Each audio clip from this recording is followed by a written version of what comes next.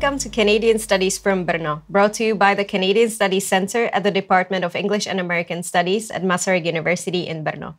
In this podcast, we explore the many faces of Canada, from literature and politics to culture and identity, through conversations with scholars, writers, and thinkers from around the world.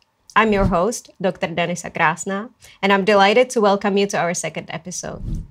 Today's guest is Dr. Eva Darias-Beautell, a leading scholar of Canadian literature and a professor at the University of La Laguna in Spain. She's published widely on Canadian women's writing, urban literature, affect theory, and more.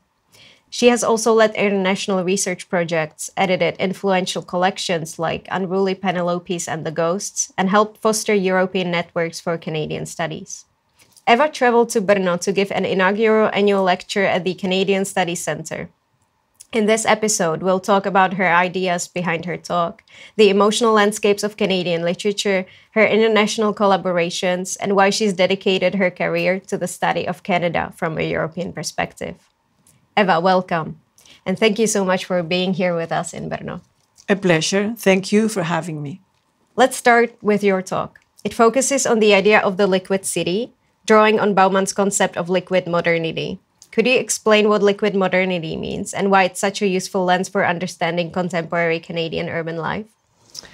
Okay, yes. Liquid Modernity is the title of a book by Zygmunt Bauman, as you've just said. And it was published in the year 2000. And then after that, he developed the concept in very many different studies and publications. The idea behind this liquid modernity is that, according to Bauman, contemporary life has become really unpredictable and transient and precarious. So he takes the idea from, or uses the idea from chemistry, but uses it as a metaphor. In chemistry, as you know, solid things have a fixed shape. They have a permanent state, whereas liquid is malleable, and it doesn't have a shape by itself, but it takes the shape of its container. So he uses that to define contemporary society. He says life in contemporary life in the West is actually liquid because there is no defining factor. There is simply a constant need for change and transformation that make people feel very vulnerable and very precarious. That's more or less the idea of liquid. So what I did in my talk yesterday was to put that together with some ideas from urban studies and affect theory, and I put all those things in conversation in order to look at a number of texts in Canada that deal with urban life. And so what makes these liquid cities so unique or telling about Canada? Well, I don't think there is anything unique about Canada in that sense, but there is something that needs to be said that was also mentioned by Don in the first episode of this podcast series. And it is the idea that Canada has been traditionally associated with metaphors of nature and the wilderness. And then in the 1990s, more or less, people started thinking that there should be a shift in the way they looked at Canadian culture, because in fact, most people in Canada live in cities, and most of the production in terms of art, literature, etc., comes from cities as well. So my putting together the notion of liquidity with the notion of with the field of urban studies in relation to Canada is specific in that sense because of that history behind the way people used to look at Canada, or the stereotypes that have defined Canada until the end of the 20th century. So you gave us many examples or a few case studies. Can you tell us a little bit more about those? Okay, yeah, the idea behind my talk was to put together, as I said, or put in conversation those theories out there and some examples of contemporary Canadian literature and film, with the objective of showing how that kind of production today in Canada is not only very urban, as I said, but it is also connected with the larger topics out there, with the larger issues out there in the globalized world. Like gentrification, for example, like right? like the gentrification of neighborhoods, like the hyperoccupation of local space in our cities, the transformation of local life into an object of consumption by tourism. All those things, I think we who live in the West can relate to if we live in cities, and they are in Canada too, and they are being dealt with by writers and artists and filmmakers. Oh, I agree. I think that these themes, especially vulnerability, precarity, urban alienation, those seem to cross borders. But you approach them really interestingly through a Canadian lens, which brings us to your broader research. You've written and edited several fascinating books, like The Urban Condition, Graphies and Grafts, Shifting Sense, Unruly Penelopes, to name just a few. What threads tie these works together? I would like to think that I have always had a very strong theoretical component in everything I do. And I've always had that desire to link Canadian studies with theories that are happening, theories and issues that are happening in Canada, but also outside Canada, perhaps because of my own position as a non-Canadian Canadianist. So let's talk about cities a little bit more. Canadian urban writing, especially Vancouver, plays a role in your work. What makes Canadian urban narratives unique, or even, if you want, what makes Vancouver narratives unique? Perhaps that idea that the urban focus is actually rewriting a previous idea of Canadian culture as fundamentally related to nature and the wilderness. So even though in the past 25 years, very many Canadian writers and artists, a lot of the Canadian cultural production is coming from the cities and is coming and is talking about the city and the experience of living in contemporary cities, there is still something a little new about that because of a very, very long tradition of Canadian culture, of seeing Canadian culture in terms not of the urban, of its urban ethos, but in terms of the wilderness and the natural landscapes and the pristine white spaces. That's very true. And so are urban spaces in Canada represented differently by, say, women writers or racialized authors or, different ethnic groups in Canada? Feminist theory in very many fields, not only in literature, as you know, geographers, sociologists have definitely rewritten the studies of space and spatial studies in general from the point of view of gender. And they have proven sufficiently that space is constructed culturally and therefore it is also gendered. And when we are thinking in terms of women writers, they put that into practice in their fiction very, very many times. I would especially highlight the production of Asian Canadian women writers here because there is very, very interesting production out there by Asian Canadian women writers like Larissa Lai, Hiromi Goto, etc., who make an emphasis on that idea of space, not only as racialized, but always gendered. And that connects, I think, with the second part of your question about racialization. Part of the shift that happened in the 1990s from attention to the rural and the wild to attention to the cities and what was happening in urban narratives has to do with the fact, with the multicultural, the rise of multiculturalism, with the multicultural writers coming to express their views of Canadian cities. And there is a very, very strong connection between multicultural literatures, what was seen as multicultural literatures in the 80s and 90s, and that shift to the urban nature of Canadian literature. And do you like Vancouver especially, or travel to Vancouver a lot? And I know many authors come from Vancouver, so that's a great space to study. One mind comes to mind, Madeline Thiem as well. Yes. She has great books also translated into Czech. So for our Czech listeners who don't feel, sufficient, who don't grasp English sufficiently to read in English, then maybe they can read Madeline Thiem in Czech. Yes, I think she's a wonderful writer, and I've written some articles on her work. And that's what I meant before. I didn't mention Vancouver, but when I mentioned Asian Canadian fiction by women, I was actually thinking of Vancouver fiction. Also, one theme that recurs in your work is the idea of rupture, as in shifting sense or emotional dissonance. How do Canadian authors explore rupture in terms of identity, place, or language? There has always been that interest in identity in the Canadian tradition, if we can say so. But one thing that really attracted me to the study of Canadian literature is the fact that it is very fluid. Is liquid before Bauman, in the sense that, but in a good sense, at least in my case, I see that as a good thing. In the sense that as soon as one idea or issue has been settled, then the next day it's already been deconstructed by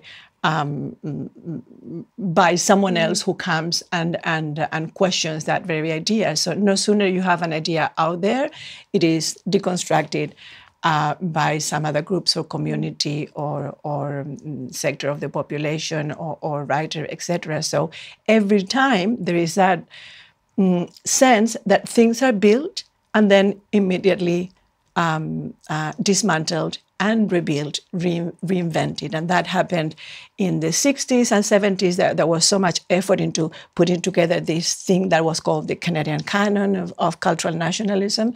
Then very soon in the 1980s, they started talking about multicultural literature, which actually rewrote or questioned in very many ways, as I said, the canon that had been put together so carefully just a decade earlier. And then in the 1990s and the 2000s, we have the rise of Indigenous literature, very, very powerful Indigenous literature coming out there and questioning again the whole paradigm of Canadian literature. So I really like that idea of rupture, but in a creative sense, in the sense that it is actually a very, very rich potential for the advancement of the field. And also a lot of potential for research. And for research, yeah. That's why you've been so productive too. So what are you currently working on? I have this book on Vancouver writing that is always, up on the top there of things I have to do, but really at the bottom of the to-do list, because all the time there is something else that I need to do. And right now I'm actually writing 3 different pieces that are very different, but always within that general framework that I'm working on of feminist affect theory and urban studies and spatial theory. So I'm writing on 3 wonderful writers. Michael Christie's Greenwood. I don't know if you've read it, but it's a wonderful novel. Oh, yeah, it's a long Absolutely novel. Incredible. I'm writing on The Better Mother by Jen Suk-for Lee that I talked about yesterday. And I'm also interested in short fiction by Carly Baker, who's also a writer from Vancouver. So I'm actually writing on 3 different things and 3 different writers, but it's all related to this project that I'm working on. Fascinating. You are always busy and never bored. So now you don't just study literature. On top of everything you do, you also build literary communities. So let's talk about your international collaborations and networks now. You've led projects like The Premise of Happiness and Trans-Canadian Networks, both of which bring together scholars across borders. Why is international collaboration so vital in Canadian literary studies? Well, in any field of study, in order to become a field, like a serious field of study, it needs to transcend national borders. And this is a case of Canadian study and of everything else. In my career, I have tried to always collaborate with scholars both from Canada and from outside Canada. And we have designed, as you've just mentioned, a number of international initiatives that have been very successful. The networking project, Trans-Canadian Networks, has been very successful in attracting collaborations from a lot of different scholars in Europe. The network is based in Spain, and there is a website, and we also have social media associated if anybody wants to check that. And it is a networking project that tries to put together very many different fields and very many different people working on Canadian studies today from outside Canada. And so far, it's been very rewarding and productive. We've organized small meetings, we've organized small events, and we've been able to meet and discuss ideas, what we are working on, what our theoretical framework is, and all that has been actually very, very fruitful as a way of exchange of ideas and as a way of producing knowledge about Canada outside Canada. With this project, you've done so much for Canadian studies, and there are often lectures streamed online as well. So thank you for that. I think everybody in Canadian studies appreciates it, and I try to, be there for as many of them as possible. So thanks. Thank you. Let me say that we've had a lineup of very, very brilliant young scholars. You are among them. And we have these seminars running. Maybe we have like 3 or 4 seminars, sometimes 5 seminars per year. They are online. They are free, of course. And they've become really, really very interesting. And we have been able to build a critical mass, a community of scholars around those seminars. And I invite everybody who's listening and who's interested, I invite to look at Trans-Canadian Networks and to look for the information on the seminars and join us. Yeah, we'll definitely put a link in the description. Can you tell us also a little bit more about the premise of Happiness Project and how it rethinks feelings in Canadian narratives? Yes, like Trans-Canadian Networks, this is a project funded by the Spanish Ministry of Science and Education. And it is more like a content-driven project. It is about defining Canadian, but not only Canadian, North American narratives from the point of view of feminist affect theories. And we had a very, very specific focus on the notion of happiness as a crucial construct that needs to be deconstructed and questioned, but also reconstructed in some ways, the right to happiness in some ways. So we take as a starting point the work of Sara Ahmed's The Promise of Happiness, and we play with that title. For us, our project is The Premise of Happiness, and we analyze a selection of North American narratives, film and fiction and poetry, in order to find out the connections between, or how these texts actually engage with what Sara Ahmed calls the happiness script. So the obligation that we all have to tick the different boxes, to be happy, to follow a certain route. And usually when we are reading literature and we are watching films, if they are interesting, they are actually almost always contesting that script. That's very true. Let's shift to Canadian studies here in Central Europe now. You've now visited and lectured in Brno several times. What stands out to you about how Canadian studies are approached here? The first thing I want to mention is the great hospitality that I've always received from you, from the people involved in the Center for Canadian Studies, in the Canadian Studies Center at Brno. I've come very many times, as you've said, and it's always been like a real pleasure. And I'm not just saying it; it's been really very, very pleasurable and rewarding experience. I also want to acknowledge the work of Don Sparling, because everything started with an email out of the blue by Don Sparling. I was in Canada, and I received an email from him proposing some kind of collaboration around an MA in North American Studies that I used to run at the University of La Laguna that has now unfortunately disappeared. But at the time, it was a very successful MA, and Don and the community here in Masaryk were thinking of putting together a similar MA in Masaryk University. And Don wanted me to come and meet with them and collaborate. And then he put me in touch with Martina Horakova.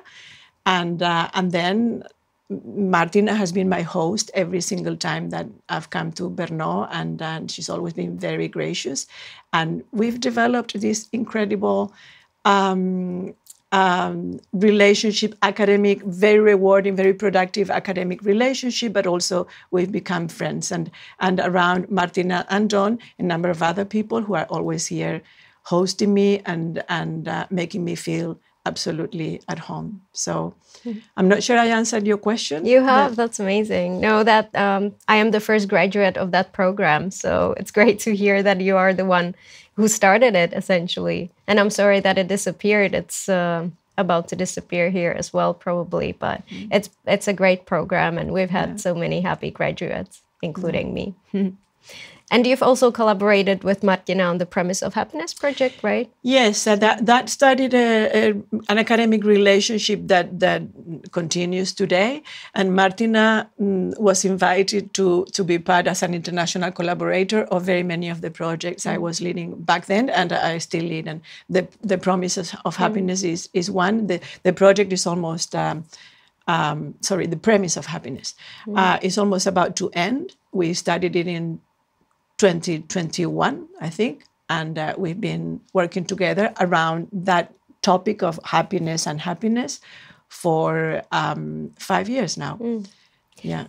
Is there any special relationship between Spain and Canada? Because it seems like you get many grants from the Spanish government.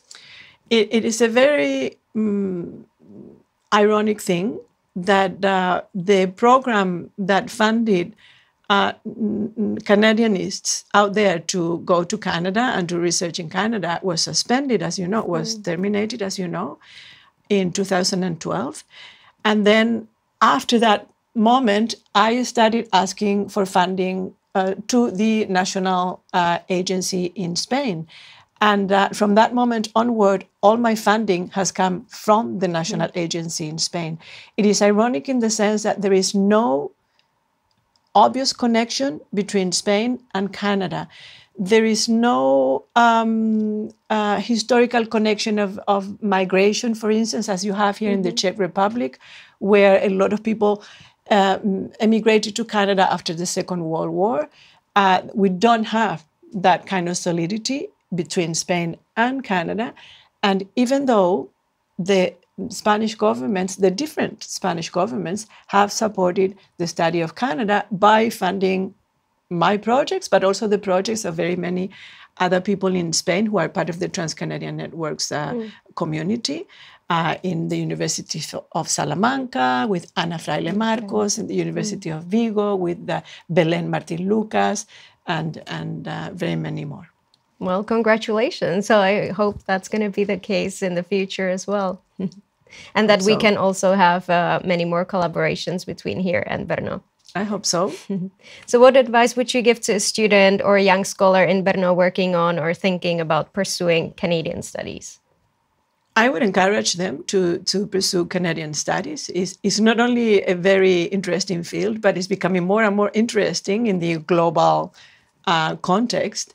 And I believe that the situation can only get better in terms of funding, because right now it's so bad. So I would definitely encourage them to do it. And there is always, we need more Canada, as Don Sparling said, quoting. Yeah. That's very true. We can learn a lot from Canada. We can learn a lot from them. And I think Canada can also learn from non-Canadian Canadianists. That's true as well. So what led you to Canadian studies in the first place? In fact, I think it was the grants. I could say, I always loved the idea of going to Canada. I didn't know anything about Canadian literature. When I did my degree, there was no field as such at home, at least at my home university where I studied my BA. So I went to England and I ended up doing an MA in European Studies. I wasn't even sure what I wanted to do yet. Then when I came back, the time came for me to decide what I wanted to do for my PhD thesis, which I wanted to do PhD studies. And then I had a prof at the time who was involved in the creation of the Association for Canadian Studies in Spain. Okay. And then he told me about, the possibility of writing my PhD thesis in Canadian literature, which was totally unexpected for me. And as I said, I didn't know anything at all. I hadn't read anything about Canada. By Canadian authors, I mean. And for me, Canada was kind of an exotic place, because I hadn't been there. And as I said, I didn't know much about it. And that was it. So there were opportunities back then. As soon as I applied for a grant, I got a very good grant to go to the University of Toronto, and I studied there for a year as Government of Canada award holder, and that was a turning point in my life. Mm-hmm. Yeah. So that was your first encounter with Canadian studies. What was the first encounter with a Canadian book that really stuck with you? The first book I read ever in Canadian literature was Obasan by Joy Kogawa. Oh, okay. And I actually ended up writing my MA thesis on it, and then not only on that book, but on Joy Kogawa's writing. And then I also included a very thorough analysis of that book in my PhD thesis. Yeah. Excellent. And what made you stay in the field? Was it the grants or was it your Toronto stay? Yeah, by the time I was hooked. I was completely in love with Canada, Canadians, Canadian literature, everything. So I guess a little bit of all of that. But I also need to say that if I hadn't had the opportunities in terms of funding, I would be telling a totally different story today. I wouldn't be here today. So the funding was essential, crucial for my development as a Canadianist. Did you ever want to stay in Canada long term? No. But only because coming from the Canary Islands, I am from the Canary Islands, and I am spoiled, I guess, because the weather is just so wonderful there all the time, year round. So I am a little too sensitive to cold weather. It was a great experience when I spent there one academic year at the University of Toronto. I am so glad that I did that, and I have great memories of that year. But it was hard for me. I can imagine to deal with the winter. Yeah. You come from a beautiful place, so why change it? But I love visiting Canada, both in the winter and the summer. And let me tell you, the summer, especially on the West Coast, is paradise. It is. Is the best place in the world. Is heaven. It's great to go there in the summer, I agree. So you've taught and researched in places like Toronto, Ottawa, Vancouver, Berkeley, Brno. Why is it important to travel to different places as an academic? You've already touched on that, but can you recall one experience from those travels that's really stayed with you or heavily influenced the direction of your work? I don't think I can recall one single experience, but I can say that being at all those universities that you've mentioned and talking to people, profs, researchers there, other students like me, has been essential to develop my own ideas. There is also something about being in the place, like the embodied experience of Canada, that again is essential. And then if you don't have the right funding, it is not possible because it is very expensive, especially for young people and for not so young people, to go to Canada on your own with your own money. So unless you have that kind of funding, there are very, very few possibilities that you can actually go to Canada. And again, like experience Canada in an embodied way, not only talking to profs and meeting writers and interviewing writers. That was something that I was amazed when I wrote to Jokogawa, for instance, the first time as a very, very young PhD student, and she replied, and I went to her house and she invited me over, and we had this incredible interview. I was so nervous, but all that is part of why you need to go through those experiences. How much you learn from all that. So let's end with some rapid fire questions. Just say the first thing that comes to mind. What's your favorite Canadian author or novel? That is such a difficult question. I know. Every time someone asks me that, what's your favorite writer? I don't really know what to say. Oh, right now. Who are you reading right now? Well, as I said, I'm working on Greenwood by Michael Christie, and I am totally fascinated by the novel. Also, as a very, very young scholar, I read Disappearing Moon Cafe by Sky Lee, and I was absolutely fascinated by it. And I actually wrote on that novel and ended up including it as part of my corpus for the PhD thesis. There is one novel that I also like that I haven't really worked on so much, but is Late Nights on Air by Elizabeth Hay, about a group of white Canadians who moved to Yellowknife and work in the CBC radio station there. Okay. And it is fascinating too, because it includes all the question of the land, the landscape in Canada, also the question of the origin of Canada from the point of view of white explorers. And then that is kind of juggled vis-a-vis the indigenous communities who live there. And the novel is really very, very well written and is a page turner and is beautiful. So, yeah. That's a great recommendation. Thank you for that. A Canadian city you love the most? I don't want to be part of the, part of the conflict between Toronto and Vancouver. I love Toronto, and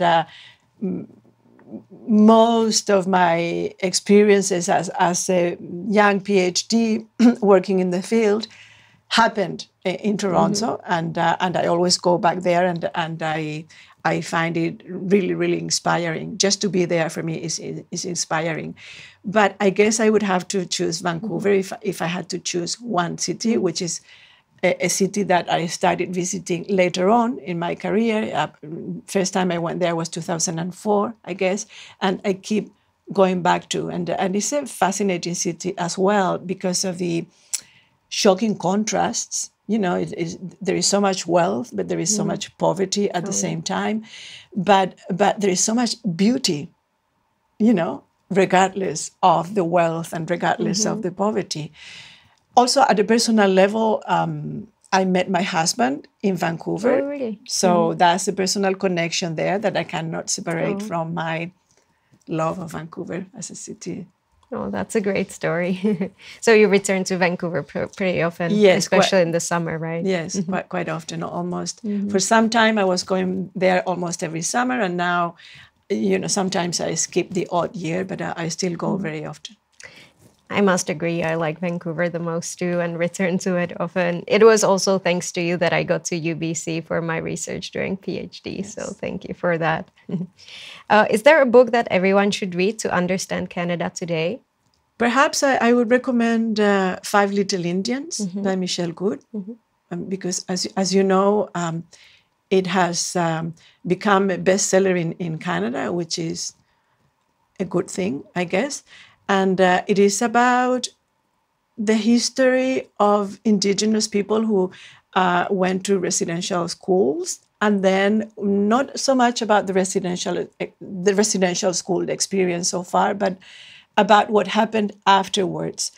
And I've just published an article on that novel because I think it is essential reading to understand what the calls that were issued by the Truth and Reconciliation Commission are saying, why we need to remember, why we need to repair, and why we need to rewrite the history of Canada, considering that type of knowledge that we have now.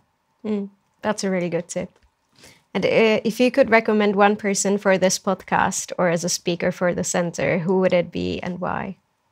I would definitely recommend, if you are thinking of doing online podcasts, I would definitely recommend Canadian scholars that I know and that you know too. For instance, I would definitely recommend Smaro Camborelli, who's a prominent scholar who always has her finger on the pulse of what's going on in cultural debates in Canada and in Canadian literature. I would also recommend Laura Moss that you've met, and she was your tutor when you were there. She's a Canadianist who has been very, very involved in the development of Canadian literature and also in the teaching of Canadian literature. So she was, as you probably know, the general editor of Canadian Literature, which is the most important journal in the field.